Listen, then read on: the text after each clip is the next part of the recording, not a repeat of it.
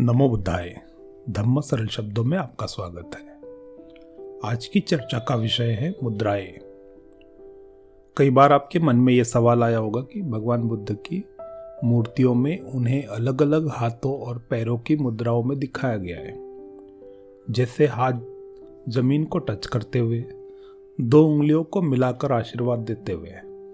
क्या कभी आपने सोचा है कि ऐसा क्यों है? क्या भगवान की इन मुद्राओं का कोई अर्थ भी है, और यदि है तो वह कितने प्रकार की है? आइए जानते हैं। सबसे पहले हम ये जानते हैं कि मुद्राएं होती क्या है। मुद्रा हाथ की एक स्थिति है जिसे अक्सर बौद्ध कला में चित्रित किया जाता है, और यह एक विशेष मन की स्थिति को बताने के लिए उपयोग किया जाता है। एक मुद्रा का बौद्ध धर्म में एक प्रतीकात्मक भाव है। जैसे कुछ मुद्राओं में पूरा शरीर शामिल रहता है, लेकिन ज्यादातर मुद्राओं को हाथों और उंगलियों से प्रदर्शित किया जाता है।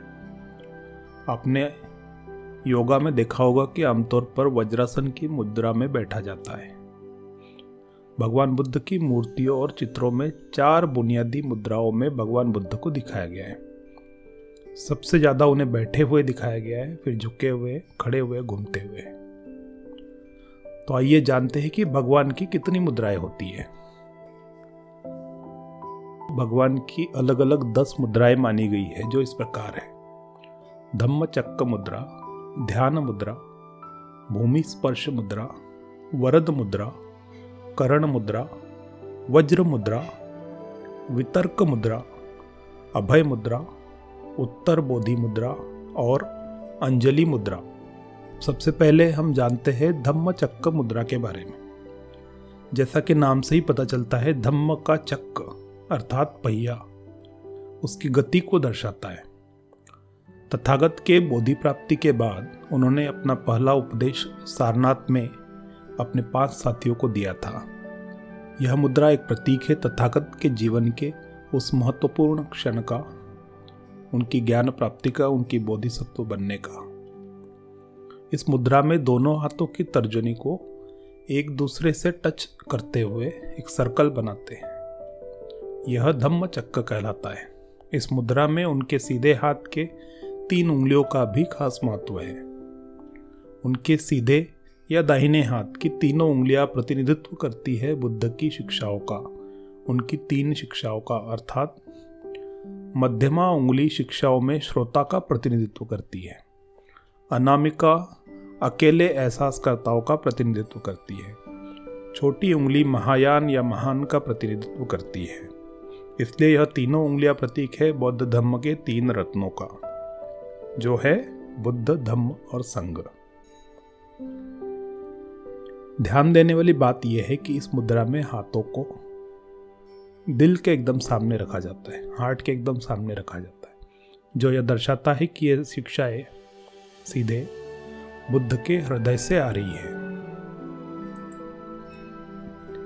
धम्मचक्र मुद्रा के कई रूप हैं, जैसे कि भारत में अजंता के भित्ति चित्रों में, जहां दोनों हाथ अलग अलग होते हैं, उंगलियां एक दूसरे को स्पर्श नहीं करती है। इसी बीच गांधार बुद्ध की मूर्तियों की इंडो ग्रीक शैली में दाहिनी मुट्ठी बाएं हाथ के अंगूठे से जुड़ी हुई उंगलियों को दिखाती है, और जापानी चित्रों में दाहिना हाथ बाईं ओर ओवरलैप किया हुआ दिखाई देता है। उसी तरह 9वीं शताब्दी से पहले उत्पन्न हुए अमिताभ बुद्ध भी धम्मचक्र मुद्रा का उपयोग करते हुए दिखाई देते हैं। अगली मुद्रा है ध्यान मुद्रा। यह एक ध्यान की मुद्रा है जो अच्छी भावना और एकाग्रता के लिए है।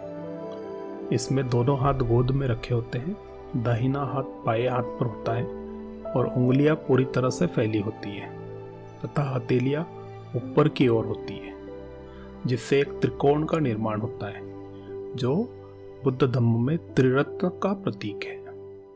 इसे मेडिटेशन मुद्रा शाक्यमुनि बुद्ध और अमिताभ बुद्ध के अभ्यावेदन में भी प्रयोग किया जाता है।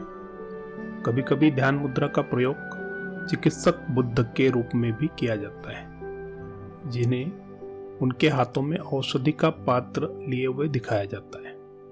दक्षिण पूर्व एशिया के थेरावादा बुद्ध धर्म में इसका बहुत अधिक प्रयोग हुआ है।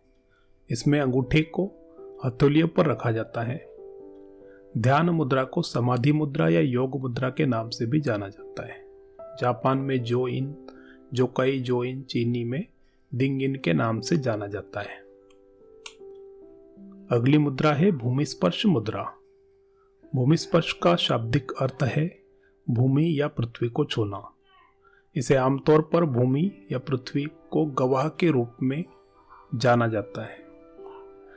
सीधे या दाहिने हाथ की पांचों उंगलियों से बनी यह मुद्रा जमीन को छूने के लिए विस्तारित बुद्ध का प्रतीक है। इस मुद्रा में शाक्यमुनि बुद्ध ने मारा की बाधाओं पर विजय प्राप्त की।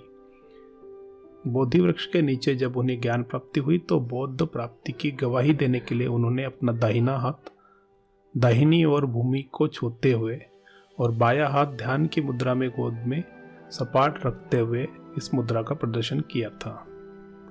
यह ध्यान, विधि और ज्ञान के मिलन का प्रतीक है। अगली मुद्रा है वरद मुद्रा। यह मुद्रा दान, करुणा और वरदान देने का प्रतीक है। यह मनुष्य के लिए स्वयं को समर्पित करने की इच्छा की सिद्धि की मुद्रा है। यह हमेशा बाएं हाथ से बनाई जाती है। इस मुद्रा में हाथ शरीर के किनारे पर स्वाभाविक रूप से लटका हुआ है। इस मुद्रा में हाथों की पांचों उंगलियां 5 विशेषताओं का प्रतीक है, जैसे उदारता, नैतिकता, धैर्य, प्रयास और ध्यान। अगली मुद्रा है करण मुद्रा। करण मुद्रा वह मुद्रा है जो दुष्टात्मा को बाहर निकालती है और बीमारी तथा नकारात्मक विचारों जैसी बाधाओं को दूर हटाती है। यह तर्जनी और कनिष्ठ उंगली को उठाने और अन्य उंगलियों को मोड़कर बनती है। अंतर यह है कि करण में अंगूठा मध्यमा अनामिका को पकड़े हुए नहीं होता है। यह मुद्रा तर्जनी मुद्रा के रूप में भी जानी जाती है। इस मुद्रा को करने के लिए अपनी मध्य उंगली के सिरों को अंगूठे के आधार पर स्पर्श करें। अगली मुद्रा है वज्र मुद्रा। वज्र मुद्रा में तर्जनी को सीधे बढ़ाया जाता है, जबकि बाकी 3 उंगलियों को अंगूठे से नीचे दबाया जाता है। विस्तारित तर्जनी उग्र वज्र हथियार या वज्र को दर्शाती है। यह एक ऐसा हथियार है जिससे अज्ञान ज्ञान में बदल सकता है। इसलिए इस मुद्रा को बोधियांगी मुद्रा के नाम से भी जाना जाता है। वज्र का एक अन्य अर्थ आध्यात्मिकता की दृढ़ता है। यह इसे सर्वोच्च ज्ञान की मुद्रा के रूप में बनाता है और व्यक्ति के विषाक्त लक्षणों को नष्ट करता है। वज्रयान बौद्ध धर्म में वज्र मुद्रा में तर्जनी पुरुष और महिला सिद्धांतों के मिलन का प्रतिनिधित्व करती है। अगली मुद्रा है वितर्क मुद्रा। इसे शिक्षण या चर्चा मुद्रा के नाम से भी जाना जा सकता है। इसका उपयोग बौद्ध प्रतिमा के साथ धर्म के संचरण या बुद्ध की सत्य शिक्षाओं के प्रतीक के रूप में किया जाता है। इस मुद्रा में अंगूठे तर्जनी उंगलियों को स्पर्श करते हैं, एक चक्र बनाते हैं जो ज्ञान के निर्बाध प्रवाह का प्रतीक है। अन्य 3 उंगलियां आकाश की ओर इशारा करती है, जिसमें हथेली बाहर की ओर होती है। वितर्क मुद्रा या तर्क की मुद्रा बुद्ध की शिक्षाओं पर बहस और संचरण की मुद्रा है। पूर्व एशिया में महायान बौद्ध धर्म में इस मुद्रा के बारे में बहुत सारे रूप प्रचलित है। तिब्बत में यह तारो और बोधिसत्व की रहस्यवादी मुद्रा है। इस मुद्रा को व्याख्यान मुद्रा या स्पष्टीकरण की मुद्रा के रूप में भी जाना जाता है। अगली मुद्रा है अभय मुद्रा। अभय मुद्रा मतलब भय रहित मुद्रा। सुरक्षा, शांति, परोपकार और भय को दूर करने का प्रतिनिधित्व करती है। थेरावाड़ा धम्म में आमतौर पर दाहिने हाथ कंधे की ऊंचाई तक होता है, बाह मुड़ी होती है और हथेली बाहर की ओर होती है। बायां हाथ खड़े होने पर नीचे की ओर लटका होता है। थाईलैंड और लाओस में यह मुद्रा चलते हुए बुद्ध से संबंधित है। अक्सर दोनों हाथों को उठाकर उन्हें अभय मुद्रा में दिखाया जाता है। यह अपरिवर्तनशील है। एक हाथी के हमला करने पर बुद्ध द्वारा इस मुद्रा का प्रयोग करके उसे शांत किया गया था। अगली मुद्रा है उत्तर बोधि मुद्रा।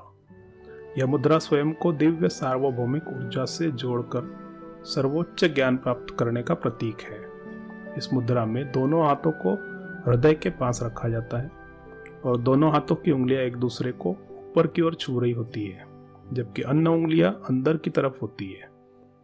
उत्तर बोधि मुद्रा को ज्यादातर ज्ञानोदय की मुद्रा के रूप में जाना जाता है। उत्तर बोधि मुद्रा का एक और शब्द खुशी और ऊर्जा है, तो यह मुद्रा उसी को लक्षित करती है। यह मुद्रा काफी हद तक अभय ज्ञान मुद्रा से मिलती है। और आखिरी मुद्रा है अंजलि मुद्रा। इसे नमस्कार मुद्रा या हृदयांजलि मुद्रा भी कहा जाता है, जो अभिवादन, प्रार्थना, आराधना का प्रतिनिधित्व करती है। इस आसन में दोनों हाथ पेट के शीर्ष पर मुड़े होते हैं। हाथों की उंगलियां आपस में जुड़ी होती है और दोनों हाथों की उंगलियां एक दूसरे को छू रही होती है। इस प्रकार हमने जाना कि बौद्ध धर्म में तथागत की मुद्राओं का क्या महत्व है और इनका अर्थ क्या है। इस प्रकार की रोचक जानकारियों के साथ हम आपके समक्ष आते रहेंगे धम्म सरल शब्दों में। नमो बुद्धाय।